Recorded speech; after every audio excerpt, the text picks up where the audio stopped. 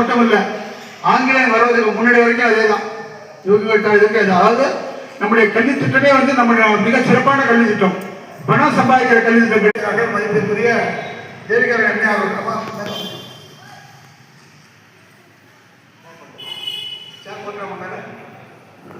இந்த பகுதியெல்லாம் சக்தியை வழிபாடு செய்து செழிக்க வைக்கும் ஐயா அவர்களை எல்லாம் வணங்கி, இந்த கம்பராமாயணத்துல குருகுலம் எப்படி பள்ளிக்கு பிள்ளைகளை அனுப்புவது? ராமர் பிறந்தார், லட்சுமணன் பிறந்தார், பரதன் பிறந்தார், சத்ருகன் பிறந்தார், எல்லாரும் பிறந்தாங்க. குறிப்பிட்ட வயது வரணும், 5 வயசு 3 வயசு 3 வயசுல எப்ப சேர்க்கிறோம், அப்பெல்லாம் அந்த கால வயது வரும்போது அந்த குழந்தைகள் குருகுலத்துக்கு செல்லணும். அந்த தசரதன் குருகுலத்துக்கு ஏற்பாடு செய்கிறார். தன்னுடைய மகன்களை அழைத்து முறையாக, நாம இப்போ குழந்தைகளை அழைத்து கொண்டு போய், அப்பெல்லாம் நாமெல்லாம் சேர்க்கும் போது என்ன செய்வாங்க, நெல்லுல எழுதுவாங்க, நெல்லுல அறிவோம்னு எழுதுவாங்க, அப்புறம் அரிசியில எழுதுவாங்க. அது எல்லாமே இப்ப ஸ்கூல்ல யாருமே கடைபிடிக்கிறது இல்லை. ஒரு முதல்ல குருதட்சணை கொண்டு போய் கொடுத்து குழந்தைகளை விட்டுட்டு, நாமெல்லாம் படிக்கும் போது கண்ணை 2ஐயும் விட்டுட்டு நீ எங்க வேணாலும் உரின்னு சொல்லிட்டு விட்டு வருவாங்க நம்ம பெற்றோர்கள். அப்படிப்பட்ட ஒரு காலம். ஆசிரியரை நம்பி, குருவை நம்பி முழுமையாக ஒப்படைத்த காலம். குரு மட்டும்தான் உனக்கு உலகம், மாதா பிதா குரு தெய்வம். இந்த குருவானவர் உனக்கு வழிகாட்டியாக இருப்பார். அப்படி என்று பெற்றவர்கள் தங்களை விட குருவை நம்பி குருகுலத்துக்கு அனுப்பினார்கள். மகாபாரத சகோதரர்கள், ராமாயண சகோதரர்கள் எல்லாமே குருகுலத்துல படிச்சாங்க. அப்படி படிக்கும் போது அந்த குருகுலத்திற்கு ஆசிரியர் வசிஷ்டர் அவருடைய உருவத்தை சொல்றார் கம்பர். சிவபெருமான், பிறை சூடிய சிவபெருமானை போல அப்படி ஒரு அழகான மிகுந்த உருவமாக இருந்தது அவருடைய உருவம். அப்படி ஒரு ஒளி, அதாவது ஆன்மீகத்தில் இருக்கும் போதும், இறைத்துதி இருக்கும் போதும், குற்றமற்ற உடலாக இருக்கும் போது முனிவர்களுக்கும் மற்றவர்களுக்கும் அவர்களை சுற்றி ஒரு ஒளிவட்டம் தோன்றும். அப்படிப்பட்ட ஒளிவட்டத்துல வசிஷ்டர் வந்து குற்றமில்லாத இருந்தாராம். சிவபெருமானை போல் இருந்தாராம், முக்கண்ணனை போல் இருந்தார். அந்த சிவபெருமானுக்கு மிஞ்சிய தெய்வம் உலகில் இல்லை. அந்த வைணவ ராமருடைய புகழை சொல்லும் போதும் இந்த சைவத்தையும் வைணவத்தையும் இணைத்து கம்பர் தன்னுடைய பாடல்ல சொல்லியிருக்கிறார். அப்படி அந்த தன்னுடைய பிள்ளைகளை குருகுலம் அனுப்புவதற்காக தசரதர் தயார் செய்கிறார். என்ன செய்யறாரு? தலைமுடியை வெட்டுதல். ஒரு காரியம் செய்யும் போது, நல்ல காரியங்கள் செய்யும் போது தலைமுடியை வெட்டுதல், உபநயனம் செய்வித்தல், பூணூல் அணிவித்தல். இந்த பூணூல் அணிவித்தல் என்பது ஒரு முக்கியமான நிகழ்வாக நம் நாட்டில் காலகாலமாக இருந்து வந்திருக்கிறது. அரசர்களும் சத்திரியர்களும் பிராமணர்களும் அணிந்து கொள்ளும் ஒரு நிகழ்வு. 96 நூல் அந்த பஞ்சை திரித்து 96 முப்புரி நூல், அந்த நூலை அதை செய்யும் போதே மந்திர ஜபத்தோடு செய்வாங்க. அந்த பூநூலை அந்த ஓம் பூர் புவஸ்வ அப்படின்ற மாதிரி அந்த காயத்ரி மந்திரம் சொல்லிக்கொண்டே தான் சொல்லுவாங்க. அப்படி அந்த பூநூலுக்கு அவ்வளவு மகத்துவம் உண்டு. அந்த பூநூலை தரித்து அந்த குழந்தைகளுக்கு முடிவெட்டி எண்ணெய் ஸ்நானம் செய்து அழகுபடுத்தி அந்த குழந்தைகளை வசிஷ்டரோடு தசரத முனிவர் அழகாக அந்த குருகுலத்திற்கு அனுப்பி வைக்கிறார். என்னன்னா இதுல இவ்வளவு மகிழ்ச்சியா அனுப்புற அந்த தசரதன் அடுத்து விஸ்வாமித்திரர் வேள்வியை காக்க வரும்போது தன்னுடைய பிள்ளையை நீங்க காட்டுக்கு அழிச்சு போய் அழற, நான் என்ன வரேன், தந்தை பாசம் இங்க மகிழ்ச்சியா அனுப்புறார். தந்தை இதுவும் தந்தை பாசம். தந்தை பாசம்னா தன்னுடைய குழந்தை மிக அறிவானவனாக, 4 வேதங்களில் தேர்ந்தவனாக, எல்லா வித்தைகளில் 64 கலைகளிலும் சிறந்தவனாக அவன் வருவான். அப்படிப்பட்ட தனக்கு மிஞ்சிய அரசனாக அவர் வர வேண்டும் என்று ஆவல் கொண்டு தசரத மாமன்னர் தன்னுடைய மகன்களை அழகாக அதாவது மகிழ்ச்சியாக அனுப்பினார். மகன்களை பிரியும் போது, அந்த சின்ன குழந்தைகளை பிரியும் போது அவருக்கு அந்த துன்பம் ஏற்படலை. ஆனால் விஸ்வாமித்திரர் வேள்விக்கு அவர்கள் வளர்ந்த மகன்களை விஸ்வாமித்திரர் வந்து கேட்கிறார். வந்து அரசர் தசரதனுடைய அரசவைக்கு வர விஸ்வாமித்திரர் வர குருகுலம் முடிச்சுட்டாங்க. முடிச்சிட்ட பிறகு தசரத மன்னரை பார்த்து விஸ்வாமித்திரர் கேட்கிறார், எப்படிப்பட்டவர் விஸ்வாமித்திரர்? ஒரு தனி சொர்க்கத்தையே உருவாக்கினவர். தனக்காக திரிசங்குக்காக ஒரு தனி சொர்க்கத்தை உருவாக்கிய பராக்கிரமம் படைத்த அந்த விஸ்வாமித்திரர் வர, நான் உலகன்மைக்காக ஒரு வேள்வி செய்ய போகிறேன். அந்த வேள்வியை செய்யும் போது எனக்கு அரக்கர்களின் இடையூறு நிறைய இருக்குது காட்டுல. ஒரு வேள்வின்றது சாதாரண இல்லை. அந்த வேள்வியை செய்து முடிப்பதற்குள் நிறைய தடைகள் வரும். இப்பவும் இந்த வேள்வி அந்த ஹோம குண்டத்தை பார்க்கும் போதே எவ்வளவு அளவுக்கு அவங்க எவ்வளவு ஹோமம் செய்திருப்பாங்கன்னு அதை நம்ம கணக்கு போட முடியும்.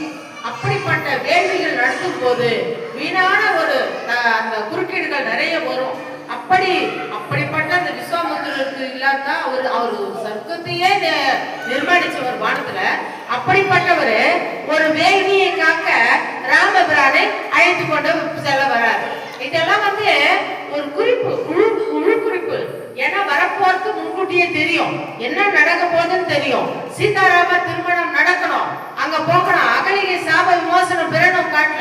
காட்டுக்கு அழைச்சு போன முதல்ல யாகபந்தத்துல ராமன் எந்த வாழ்நாள்ல வேள்வியை காக்க ஒரு அளவு காட்டுக்கு போறார். அடுத்து அந்த கைகையை கேட்டுக்கொண்டதற்கு இணங்க காட்டுக்கு போறார். அவருடைய வாழ்க்கை எல்லாமே அந்த வனங்களிலே பெரும்பான்மையாக செலவிடப்பட்டது. அப்படி இந்த வேள்வியை காக்க விஸ்வாமித்திரர் வரார். வந்து தசரதனுடைய மன்னர் கேட்கிறார், அரசே, உங்களுடைய முதல் மகன் ராமன், அந்த ராமனை மட்டும் என்னோட அனுப்புங்க. அங்க போனா காட்டுல வேள்வி நடத்தும் போது அவங்க அந்த அரக்கர்கள் எல்லாம் விலங்குகளின் இறைச்சியை போட்டு மிகவும் ரொம்ப துன்பத்துக்கு ஆளாக்குறாங்க. முனிவர்கள் எல்லாம் பயப்படுறாங்க. நீங்க வந்து எங்களுக்கு காவல் இருக்கணும் அப்படின்னு சொல்லும் போது தசரத முனிவர் என்ன சொல்றார், ராமன் சிறு பிள்ளை, வேண்டாம் முனிவரே, சுவாமி நான் வர, என்ன அழிச்சு போங்க, நான் எல்லாவற்றையும் நான் பார்த்துக்கிறேன் அப்படின்னு சொல்ற. ஆனால் விஸ்வாமித்திரர் அவங்க எல்லாம் திரிகால ஞானிகள். அவங்களுக்கு எல்லாமே தெரியும், 3 காலமும் தெரியும், என்ன நடந்தால் என்ன நடக்கும் என்பது தெரியும். அப்படி வரும் போது அவர் ராமனைத்தான் கேட்கிறார். ராமனை கேட்டவுடனே ராம லட்சுமணர் புறப்பட்டு அந்த வேள்வியை காக்க காட்டுக்கு செல்கிறார்கள். காட்டுக்கு சென்று பார்த்தால் அங்கு பயங்கரமான சத்தத்துடன் அரக்கர்கள் அவர்கள் வேள்வி தீயில் அந்த இறைச்சிகளை போட்டும் எல்லாவித கற்களை எரிந்தும் அந்த துன்பங்கள் எவ்வளவு முனிவர்களுக்கு தர வேண்டுமோ அத்தனை விதமான துன்பங்களை அந்த அரக்கர்கள் தருகிறார்கள். ஆனால் தர்மமே வடிவமான, தூய்மையே வடிவமான, அற்புதமான ஒரு தெய்வத்தின் மகாவிஷ்ணுவின் அம்சமான அந்த ராமர் தன்னுடைய ஒரே அந்த அம்பு வில்லால் தடுத்து அந்த வேள்வியை காப்பதற்காக ஒரு அம்பு கூரையே எய்கிறார். அந்த கூரையாகவே அம்புகளை எய்து அந்த கூரை போல போட்டு பாதுகாக்கிறார். அந்த வேள்வியை பாதுகாக்கும் போது எவ்வளவு சக்தி மிகுந்த அம்புகளாக இருக்கும். அந்த சக்தி, ராமனுடைய சக்தி எவ்வளவு சிறந்ததாக இருக்கும். ஒரு அம்பு போனா மேல பட்டு கீழே தான் வரணும், வானத்திலே நிக்கணும். ராமர் எவ்வளவு வில்வித்தையில சிறந்தவராக இருக்கும். அவர் எப்படிப்பட்ட ஒரு குரு கிட்ட அந்த வில்வித்தையை படித்தவராக இருக்க வேண்டும். அப்படி படிக்கும் போதுதான் அந்த வில்வித்தைகள் வெளிப்படும். மகாபாரதத்துல ஒரு நிகழ்ச்சி சொல்லுவாங்க. ஒரு புலி வந்து அந்த குரு போயிட்டு என்ன பண்றாரு, குளிக்க போறார். குளிக்க போகும்போது ஒரு புலி வருது, அர்ஜுனான்னு கூப்பிடுறார். அங்க ஒரு திடீர்னு எங்கிருந்தோ ஒரு அம்பு வருது. அம்பு வந்து அந்த புலியின் உடலை குறைத்து வாய் வழியாக வந்து நிற்குது. இந்த கலையை நான் அர்ஜுனனுக்கு தானே கத்து கொடுத்தேன். யார் அது? அர்ஜுனா, நீ வந்துட்டியா? திரும்பி பார்க்கிற, அங்க ஒரு ஏழை வேடன் சிறுவன் நின்று கொண்டிருக்கிறான். அப்படி நின்று கொண்டிருக்கும் போது இது எப்படி உனக்கு எப்படி வந்துச்சு அப்படின்னு கேட்கிறாரு. சொல்லும் போது அப்பதான் சொல்றான், நான் உங்ககிட்ட தானே சுவாமி கத்துக்கிறேன் அப்படின்னு சொன்னான். அவதான் ஏகலைவன். அப்படி ஒரு கதை மகாபாரதத்துல வரும். இந்த குரு கற்றுக் கொடுக்காமல், அதாவது குரு வந்து தொட்டு காட்டாத வித்தை சுட்டு போட்டாலும் வராது. குருவால் தொட்டு காட்டப்படாத வித்தை சுட்டு போட்டாலும் வராது. ராமனுக்கு நல்ல ஒரு குரு வசிஷ்டர் அமைந்ததனால் அவர் எல்லாவித தர்மங்களையும் 4 வேதங்களையும் கற்றார். நல்ல வில்வித்தைகளையும் வாழ்வித்தைகளையும் ஒரு அரசனுக்குரிய அத்தனை தர்மங்களையும் கற்று தேர்ந்தார். கற்று தேர்ந்த பிறகு அவர் விஸ்வாமித்திரரின் வேள்வியை காக்க காவலுக்கு என்று அரக்கர்களை அழித்தார். அந்த வேள்வியையும் காத்து விஸ்வாமித்திரரிடம் பாராட்டுக்கள் வாங்குவது என்பது மிகவும் கடினம். அப்படிப்பட்ட விஸ்வாமித்திர முனிவர் அந்த ராம லட்சுமண குழந்தைகளை தன்னுடைய குழந்தைகளாக ஏற்று அவர்களை கம்பீரமாக அழைத்து காட்டுக்குள் அந்த வேள்வியை முடித்து வெற்றிகரமாக காட்டுக்குள் வருகிறார். இதுவரை வாய்ப்பளித்த எனக்கு நன்றி. ஐயா அவர்களுக்கு மிகவும் நன்றி.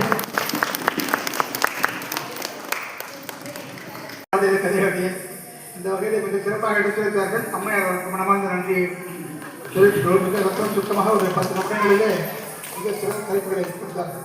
மனமார்ந்த நன்றி அம்மா. அடுத்ததாக திருவள்ளுவர் சிலைக்கு பாலப்பட்டு அங்கே நின்றுகிறார். உடனே அடுத்தது அங்கே போல கன்னியாகுமரி செல்கிறார். அங்கே பார்த்தா அங்கே ஒரு கன்னியாகுமரி அந்த கூட சமூகத்தை நின்று கொண்டு திருக்குறள் முற்றோதல் பண்ணிட்டு இவர் 12 திருவள்ளுவரை கொண்டு செல்வதே வாழ்க்கையினுடைய மிக ஒரு கடுமையான தவமாக செல்வதற்காக அவர்கள் நம்முடைய கம்பராமாயண இயக்கத்தில் செயலாளராக சேவை செய்து வருகிறார். திருக்குறள் பணிகளிலே ஒரு மிகச்சிறந்த பணியாக மாதம் ஒரு முறை ஒவ்வொரு ஆங்கில மாதம் முதல் ஞாயிற்றுக்கிழமை அன்னைக்கு அண்ணாமலையாரை மலையை சுற்றி மலைவளம் கிரிவலம் வருது.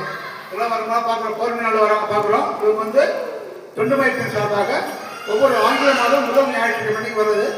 அதுக்கு முன்னாள் சனிக்கிழமை அன்னைக்கு மாட வீதி, அதுக்கு முன்னாடி வெள்ளிக்கிழமை அன்னைக்கு பதிர்வலம் அண்ணாமலையாருடைய பதிர்வலம் சுற்றி ஒரு வெள்ளிக்கிழமை.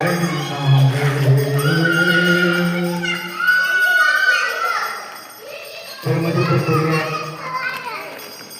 இந்த நிகழ்ச்சி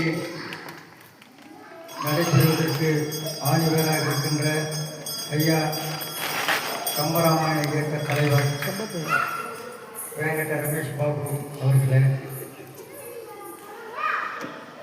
இங்கே இந்த கோயிலில் மாரியம்மன் கோயிலுக்கு முன்னால் ஒரு நாற்காலியில் உயரமாக நான் உட்காருவதற்கு காரணமாக இருக்கிற சம்பத்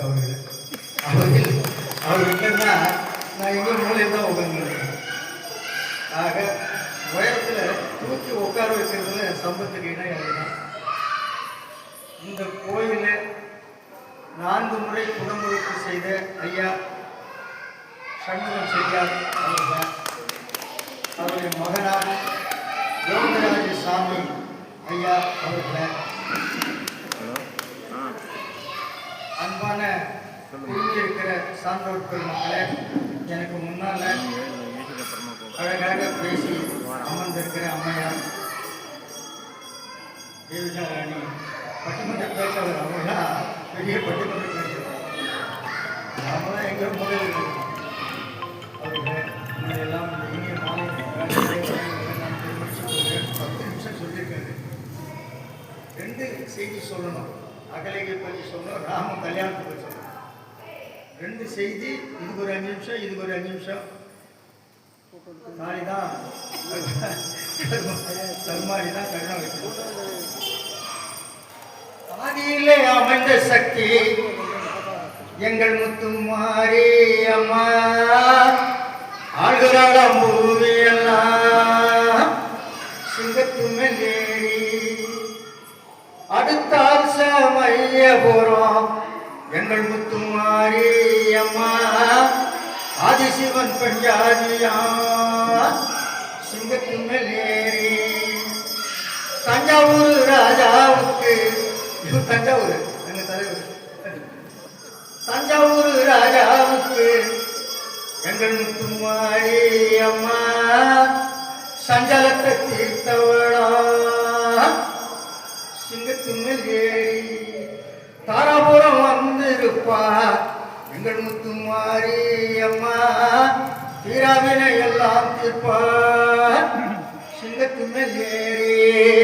தில்லை நகர் காளி அம்மா எங்கள் முத்துமாரி அம்மா பிள்ளை வரும் தந்தவளா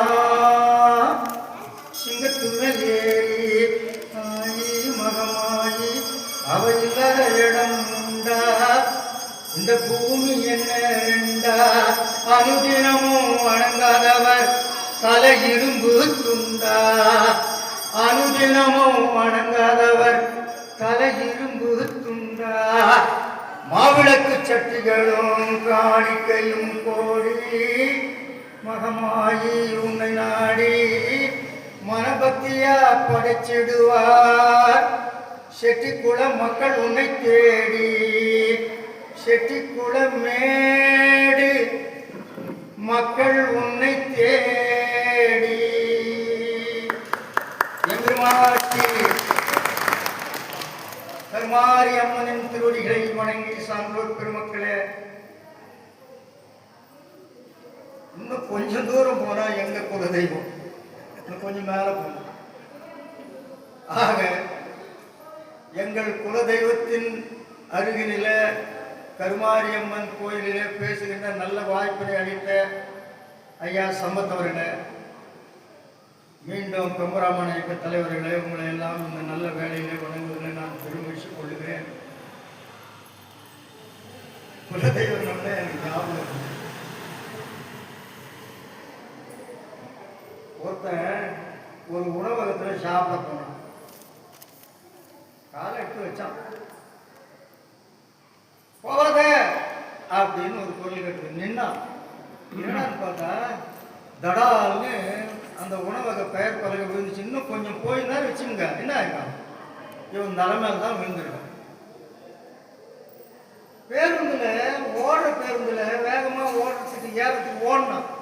ஓடாத பேருந்துல ஏறாத அபசகனம் மாதிரி போவாத நின்னான். கொஞ்சம் தூரம் போனா அந்த பேருந்து ஒரு மரத்தில் போது எல்லாரும் கை கால் ஓட்டி போய் அப்பா அம்மான்னு கத்திட்டு இருந்தான். அப்பா தப்பிச்சான். அப்ப கேட்டான் அவன், யாரு என்ன போவாத அதெல்லாம் பண்ணாதன்னு எனக்கு நல்ல செய்தி யாருன்னு கேட்டான். அப்ப அது மேலன்னு சொல்லிச்சான், நான் தானே அவன் குலதெய்வம். அப்படியா அப்படியா, குலதெய்வம் நம்மை காப்பாற்றும். அப்புறம் வந்து சொன்னா, பாழா போன குலதெய்வமே என் கல்யாணத்து அன்னைக்கு எங்க போயிருந்தேன்னு மாட்டிக்கிட்டு 50 வருஷமா அவர்கிட்ட மாட்டிக்கிட்டு படாது பாடுற அன்னைக்கு எங்கடி போனாரு குலதெய்வம். அன்னைக்கு மட்டும் எந்த போவாத கட்டாத தாலி கட்டாதன்னு சொல்லியிருந்தா தப்பிச்சிருந்தேன் அப்படின்னு நான் குலதெய்வம் ஞாபகம் சந்தோஷம்.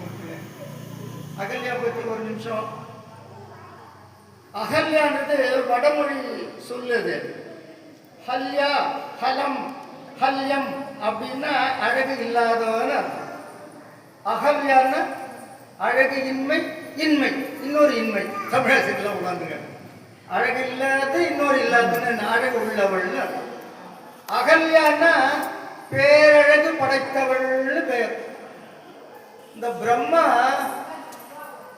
ஒரு பெண்ணை படைத்தான். அந்த பெண்ணுக்கு அவன் இதுவரைக்கும் எத்தனை கோடிக்கணக்கான பேரை படைச்சிருப்பான். அந்த கோடிக்கணக்கான பேர்ல மூக்கு எவளுக்கு அதிகமா இருக்குது, அழகா இருக்கு, அவன் மூக்குல இருந்து இவன் மூக்கு இருக்கான். எவளுக்கு வாய் பெருசா இருக்குது, வளவளன்னு பேசுறா, அவன் வாய் எடுத்து இவளுக்கு வச்சான். யாருக்கு இடை மிக சிறியதாக இருக்குது, யாரும் எடுத்து வச்சான். காலு சின்னதா இருக்கும். பொம்பளைங்களுக்கு கால் ரொம்ப பெருசா இருக்கக்கூடாது, பாதம் ரொம்ப சின்னதா இருக்கணும், இடுப்பு ரொம்ப சிறியதாக இருக்க வேண்டாம், நெற்றி ரொம்ப சின்னதாக இருக்க வேண்டாம், ரொம்ப அகலமா இருக்கக்கூடாது. இதெல்லாம் பெண்களுக்குரிய அழகுக்குரிய பொருள்கள். இப்படி இருக்கணும். அது மாதிரி நான் தேடி தேடி தேடி தேடி ஒரு பெண்ணை படைத்தான். அவள்தான் அகலிகை. அகலிகை தஞ்சாவூர் மண்ணை எடுத்து தாமிரபரணி தண்ணிய விட்டு, தஞ்சாவூர் மண்ணை எடுத்து தாமிரபரணி தண்ணிய விட்டு சேர்த்து சேர்த்து செஞ்சது இந்த பொம்மை. இது பொம்மை இல்ல பொம்மை இல்ல உண்மை. தந்தானே தந்தானே தந்தானத்தானே சாமி தந்தானே தந்தானே என்னோட மயில. தந்தானே தந்தானே தந்தான குயில சாமி தந்தானே தந்தானே என்னோட மயில. எப்படி முற்காலத்துல முரளி அந்தந்த ஊர்ல போய் எடுத்து செஞ்சானோ அவன் எதை பார்த்து செஞ்சான்? பிரம்மா பார்த்து தான் செஞ்சான். அது போல பிரம்மா அழகான பெண்ணு ஒன்று படைச்சான். இந்திரனுக்கு கண்ணு பொறுக்கல. இவ்வளவு அழகான பெண்ணா? நான் தான் பேரழகன், எனக்கு அவளுக்கு நான். அதனால இவனுக்கு அவ மேல ஒரு கண்ணு. என்னவோ தெரியல, பிரம்மாவுக்கு அவங்க கையெழுத்துக்கு பிடிக்கல. அதனால என்ன பண்ணா, கௌதம முனிவர்னு ஒரு சாமியாரை கூப்பிட்டு, ஐயா இந்த பொண்ணை நீ பாதுகாக்கணும்னு விட்டான். கௌதம முனிவர் சாமியார்ல நல்ல சாமியார் இருக்கான், கெட்ட சாமியார் இருக்கான், பார்த்து நம்ம பழகணும். எல்லா சாமியாரையும் நம்ம நல்லவன்னு நினைச்சிட முடியாது. காவி கட்டுறவங்களாம் சரியானு சொல்ல முடியாது, அதுக்காக காவி கட்டுறவங்களாம் மோசமானு சொல்ல முடியாது. எப்படி மனுஷன் நல்லவன் இருக்கானா கெட்டவன் இருக்கிறானோ அது போல சாமியார் இடத்துல நல்லவங்க இருக்காங்க, கெட்டவங்க இருக்காங்க. நல்ல சாமியார் கௌதம முனிவர் பல ஆண்டுகள் இந்த பெண்ணை அகல்யாவை பாதுகாத்து மறுபடியும் கொண்டு போய் இருந்தாப்பா பிரம்மாவும் முன்னு விட்டான். பிரம்மாவுக்கு மகிழ்ச்சி. அடட, ஒரு பொண்ணை, பேரழகான ஒரு பொண்ணை ஒரு சாமியார் பல வருஷமா பாதுகாத்து அப்படியே திருப்பி கொண்டாந்து கொடுக்குறானேன்னு சொல்லி மகிழ்ந்து, நீ தான் அவளை கல்யாணம் பண்ணிக்கணும்னு அவளை கல்யாணம் பண்ணி. நம்ம ஆளுக்கு இது பிடிக்கல. இவனுக்கு முதல்ல இருந்தே இவனுக்கு எப்படியாவது அடையணும்னு ஆசை. அதனால் இந்திரன் தவறாக அவளை போய் அடைந்தான். வேற ஒண்ணு சொல்ல முடியல, அவளை போய் அடைந்தான். முனிவர் கௌதம் முனிவர் திரும்பி வந்தவர் பார்த்தார். அடடா, இது மாதிரி ஆயிடுச்சுன்னு சொல்லி அவன் பூனையா போனான். ஏன்னா பூனை மாதிரி போறான், மெத்துன்னு போறான், யாருன்னு தெரியாம. இந்திரனா வந்தவன் கௌதம் முனிவனா மாறி கணவன் தான் நினச்சிக்கனா இவன் மாறி, அதுக்கு பிறகு தப்பு பண்ணிட்டு பூனை மாதிரி போனான். இது தெரிந்து ஓடி வந்தார் கௌதம் முனிவர். சாபம் அவனை சபித்தார். 1000 கண்ணு, வேற ஒன்றும் சொல்ல முடியல. 1000 கண்ணுடைய தான் இருக்கு. இந்த பொம்பளைய தன் மனைவி பரபட்சம் இல்லாமல் நீ கல்லா போடின்னு சொன்னார். நல்லா போயிட்டான். அவ பேர்ல ஒரு தப்பும் கிடையாது. தன் கணவன் தான் அந்த உருவத்தில் வர்றான். தன் கணவன் தான் நினைச்சு சரின்னா அதான் அவ பண்ண தப்பு. ஆனால் இருந்தாலும் கௌதம் முனிவர் அவளை கல்லா சதிச்சிட்டார். கண்ட கல்விசை காகுத்தன் கடல் துகள் கதுவ உண்ட பேதமை மயக்கு அற வேறுபட்டு உருவம் கொண்டு மாமுனிக்கு வேறுபட்டு உருவம் கொண்டு பண்டை வண்ணமாய் நின்றனள் மாமுனி பணிப்பான் மெய் உணர்பவன் கடல் கூடியது ஒப்ப. வேறுபட்டு உருவம் கொண்டு மெய் உணர்பவன் கடல் கூடியது ஒப்ப. பண்டை வண்ணமாய் மாமுனி பணிப்பான் பண்டை வண்ணமாய் நின்றனள் மாமுனி பணிப்பான். கல்லா போயிட்டான். ராமன் நடந்து வர்றான் விஸ்வாமித்திரனோட. அவன் ஒன்றும் கல்லுல போய் காலை முட்டிக்கல. கொஞ்சம் தூரத்தில் வர்றப்ப அவன் காலில் இருக்க தூசு இருக்கு பாருங்க, அந்த தூசு அந்த கல்லுல பட்டு அந்த கல்லு ஒரு அழகான பெண்ணா வந்து அவதான் அகலிகை. ராமனுக்கு ஆச்சரியம். குருநாதா, யார் இந்த பொண்ணு? இவ்வளவு பேரழகா இருக்கான். அம்மா தாய், எனக்கு தாய் போன்று இருக்காளே, யார் இவன்? அப்பதான் சொன்னா இப்படிலாம் நான் சொன்ன கதையெல்லாம் அப்படியே அப்படியே வளர்த்து இங்கே போய் இந்த மாதிரி பண்ணி. அப்படி ராமன் யாருன்னா பிற பெண்களை ஏறெடுத்தும் பார்க்காதவன். ஏறெடுத்தும் பார்க்க தன் மனைவியை தவிர பிற பெண்களை அவன் நிமிர்ந்து கூட பார்க்காத நம்ம தமிழ் பண்பாடு. சான்றோர் பெருமக்களே, அம்மா மடியில பையன் குழந்தை இருப்பான், அம்மா முகத்தை பார்க்கக்கூடாதா குழந்தை? நம் தமிழர் பண்பாடு தாய் கூட பெண் என்பதால் அப்படி உற்று நோக்க மாட்டானா. அம்மா பார்க்கக்கூடாதா? அவ வயிற்று தானே வந்த. ஆமாம், அதான் தமிழன். தன் தாயை கூட உற்று நோக்காத பெரிய பண்பு படைத்தவன் தான் தமிழ். பெரிய பண்பு படைத்தவன் தான் தமிழ். அப்படிப்பட்ட ராமன் இன்னொரு பெண்ணை ஏறெடுத்தும் பார்த்ததில்லை. அப்பதான் சொந்தன் போட்டான். இது ஒரு நல்ல பாட்டு. இவ்வண்ணம் நிகழ்ந்த வண்ணம் இனி இந்த உலகுக்கெல்லாம் இவ்வண்ணம் நிகழ்ந்த வண்ணம் இனி இந்த உலகுக்கெல்லாம் உய்வண்ணம் அன்றி மற்றோர் துயர்வண்ணம் உருவதுண்டோ மைவண்ண தரக்கி போரில் மழைவண்ண தன்னலே உன் கைவண்ணம் அங்கு கண்டேன் கால்வண்ணம் இங்கு கண்டேன். ராம அன்னைக்கு நாடகிய வதம் செய்யப்போ வில்லெடுத்து விட்டு அம்பு விட்டு சாகடிச்சிய எவ்வளவு பேர் ஆற்றல் மிக்கவன் நீ ராமா. உன் கைவண்ணம் உன் கைத்திறமை அங்கே பார்த்தேன். இங்கு உன் கால் வண்ணத்தை உன் காலின் ஆற்றலை இங்கே பார்த்தேன். ராமனை புகழற அற்புதமான பாடல் கம்பன் அங்க எழுதியிருக்கிறான். இந்த பாடல் இருந்தா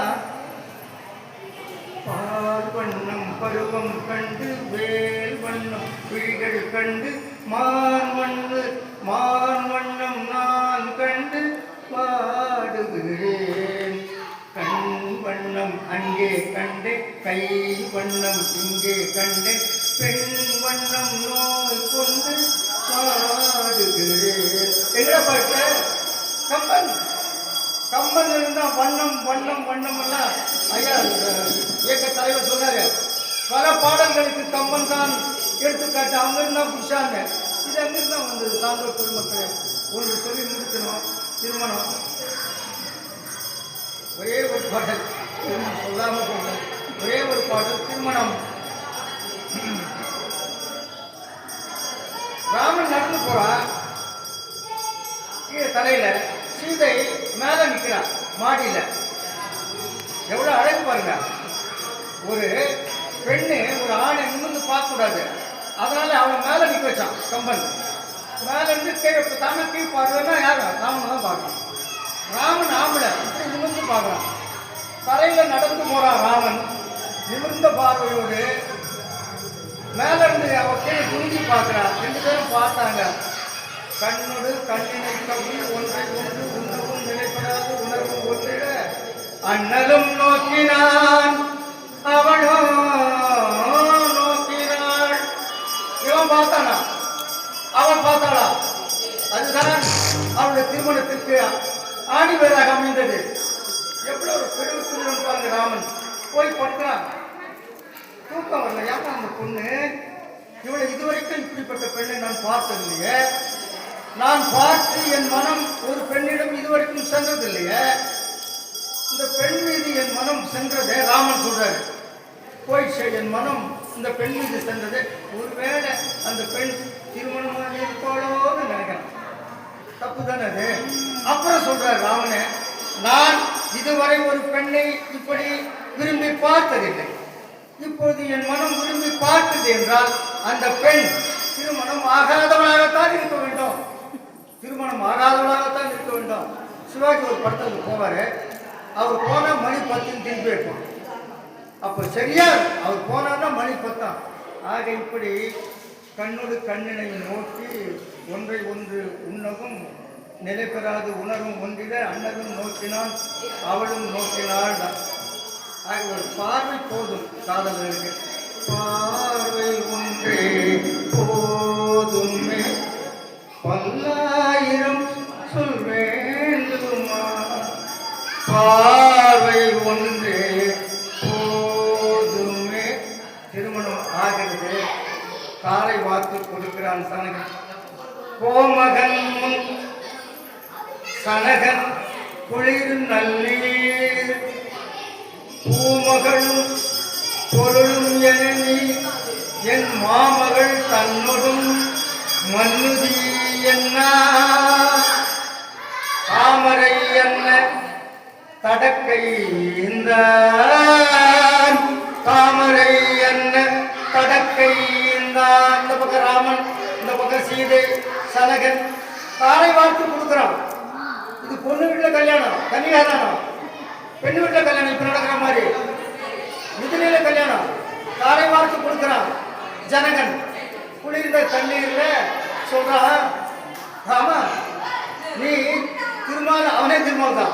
நீ திருமாலை போலவும் மகாலட்சுமி போலவும் நீங்கள் இருவரும் இணை பிரியாது எப்பொழுதும் ஒன்றி நீங்கள் அதான் அதுக்கு சொன்னானா அதான் காட்டுக்கிறேன். இணை பிரியாது நீங்கள் வாழ வேண்டும் என்று சனகன் சொன்னான். எப்படியா? தாமரை போன்ற கையா ராமன்று தாமரை என்ன தடக்கையில் ஈந்தான் அந்த தாரை வார்த்து கொடுத்தான். வாய்ப்பு நடிவான்.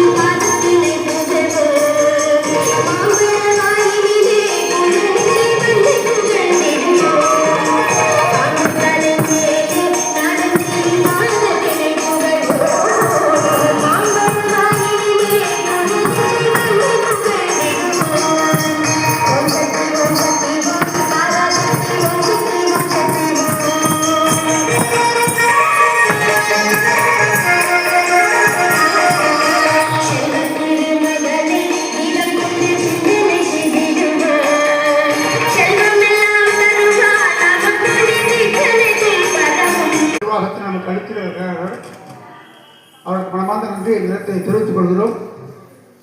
மதிப்பிற்குரிய சண்முகம் செட்டியார் அவருடைய தலைமுறையினர் அவர் கடைக்கன் பாதை நம்ம இழக்க முடியாதுமா, அவசியம் கவனம் சொல்லிட்டு அடுத்தாலும் முதலாளி பார்த்து சொல்லிட்டோம். அவங்க அம்மா பார்த்துக்குவாங்க, ஒன்றும் பிரச்சனை இல்லை. அந்த வகையிலே 3 வாரம் சொல்லுங்க ஐயா அனுபவம் உண்டு, 3 மாதம் சொல்லுங்க ஐயா அனுபவம் இருக்கு. அந்த வகையில் தற்பொழுது நடனமாடிய குழந்தைகளை கௌரவிக்கக்கூடிய நிகழ்ச்சி. அம்மா மேடைக்கு வரணும், குட்டீஸ் மேடைக்கு மேடையா இருக்கு. அதுக்கான குழந்தைங்க லாவண்யா 8th, லாவண்யா கேவன்யா பேரு கேவன்யா 8வது படிக்கிறாங்க. யாருமா கை கும்பிடுங்க, கை கும்பிடுங்க சொல்லும்போது. சுஷ்மிதா 4வது, ரக்ஷிதா 5ஆம் வகுப்பு, சோழன் 2ஆம் வகுப்பு. பார்க்கணும் 2 வயசு 2வது, 3வது, 4வது, 5வது நம்ம கற்றுக்கணும். பெற்றோரவங்க ரொம்ப பொறுப்படுத்தி அந்த குழந்தைகளை வந்து ஆட்டோவில் அழைச்சி கொண்டு வந்து இங்கே வச்சு நிகழ்ச்சியை நடத்தி கொடுத்து எல்லாம் பள்ளிக்கூட தேர்வு நேரங்கள் உடனே ஓடி போய் படித்தா ஒன்று பண்ணுங்க. அந்த குட்டி பேர் தூங்க ஆரம்பிச்சுட்டான். இங்கே முகத்தை பாருங்க, தூக்கத்தை எழுத்து கொண்டு மேடத்துனா அருமையாக ஆடுறான், குறவே இல்லை. தூக்கத்தையும் நல்லா மாடுவான் போல. அப்படியே அது மாடுக்கு வந்த அந்த கௌரவ பேருக்கு இந்த கோயிலுடைய நிர்வாகி இந்த கோயிலை ஸ்தாபனம் செய்து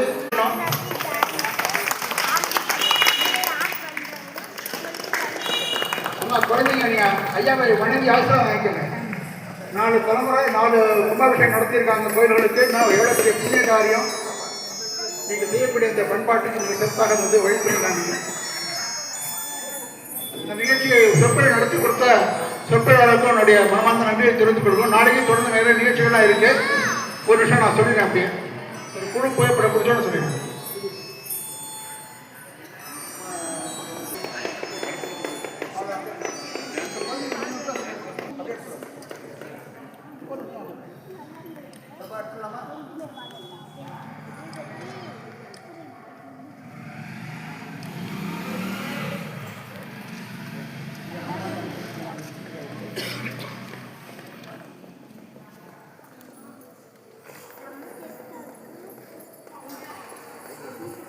யாராவது கேட்டுக்கோங்க தம்பி, கேட்டுக்கப்பா. வீட்டை கட்டி பக்கத்துல இருக்கீங்க, கேட்டுக்கோங்க.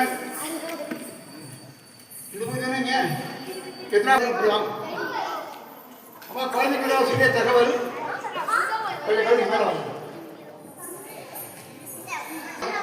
யாராவது ஒருத்தர் பொறுப்பா சம்பத் சார்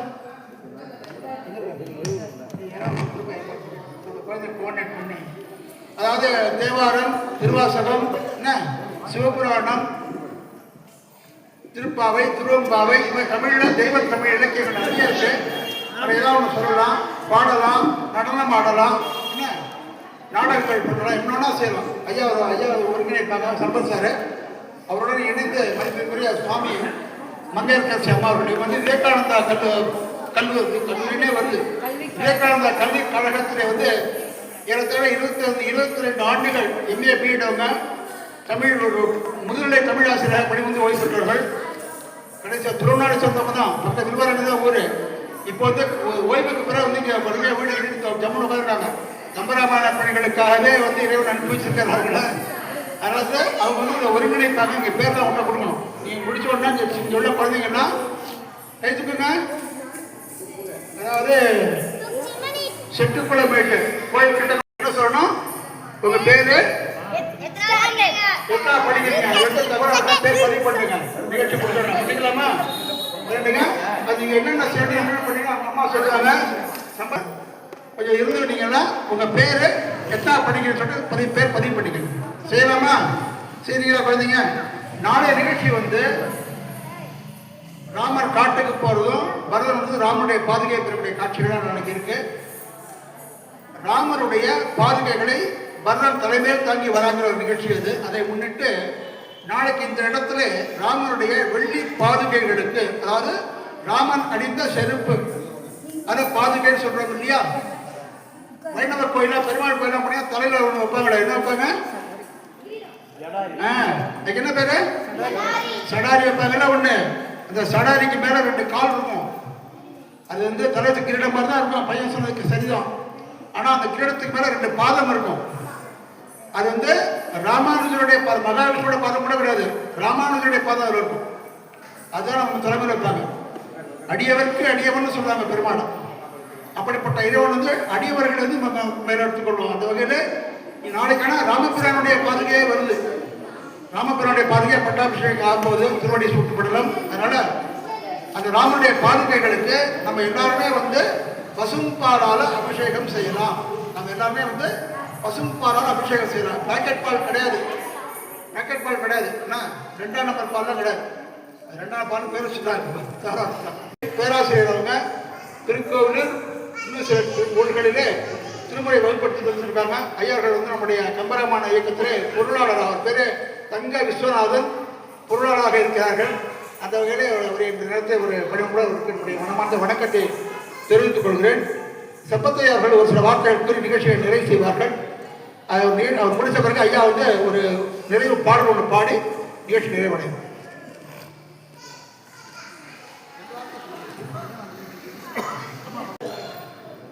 இந்த செட்டிக்குள பேட்டில் அமைந்திருக்கும் ஸ்ரீ தேவி கருமாரியம்மன் திருக்கோயில் உடம்பெழுக்கு விழாவில் 4வது முறையாக இங்கே நடைபெற்று கொண்டு சீரும் சிறப்புமாக நடைபெற்றது. இப்பொழுது மண்டல பூஜை நடைபெற்று கொண்டிருக்கிறது. இந்த வேளையிலே இந்த தேவி கருமாரியம்மன் ஆலயத்தில் 5 நாட்களாக தொடர் கம்பராமாயண சொற்பொழிவும் பரதநாட்டியம் ஒலி காட்சியும் வினாக்களும் மாணவர்களுக்கான போட்டிகளும் நடைபெறும். அந்த மாணவர்கள் அனைவரும் இங்கிருந்து அம்மையார்களிடம் உங்களுடைய பெயரையும் நீங்கள் படிக்கின்ற பள்ளியின் பெயரையும் நீங்கள் படிக்கின்ற வகுப்பு எந்த வகுப்பு என்று அவர்களிடம் பெயர் கொடுத்துவிட்டு நீங்கள் என்ன செய்ய போகிறீர்கள் என்ற விவரமும் அம்மையார் அவரிடம் உங்களுடைய பெயரை தெரிவித்துவிட்டு செல்லுமாறு அன்போடு கேட்டுக்கொள்கிறேன். இங்கே வருகை புரிந்த அனைவரையும் தேவி கருமாய அம்மன் அருள் பாலித்து அனைவரையும் ஆசீர்வாதம் வழங்க வேண்டும் என கேட்டுக்கொண்டு இந்த நிறைவு விழாவில் கடைசியாக பொருளாளர் தங்கம் ஐயா அவர்கள் வாழ்த்து சொல்லி முடிவுரை செய்து வைப்பார். நன்றி. கல்வி தரும் ஒரு நாளும் தளர்வு அறியா மனம் தரும் தெய்வ வடிவும் தரும் நெஞ்சில் வஞ்சமில்லா இனம் தரும் நல்லன எல்லாம் தரும் அன்பரு என்பவர்க்கே கனம் தரும் பூங்குழலார் அபிராமி கடை கண்களே ஆத்தாடை எங்கள் அபிராம வல்லியை அண்டமெலாம் பூத்தாடை மாதுளம் பூ நிலத்தாடை புவி அடங்க காத்தாடை அங்கையில் பாசாங்குதமும் கருப்பு வில்லும் சேர்த்தாடை முக்கண்ணியை தொழுவார்க்கு ஒரு தீங்கு இல்லையே முக்கண்ணியை தொழுவார்க்கு ஒரு தீங்கு இல்லையே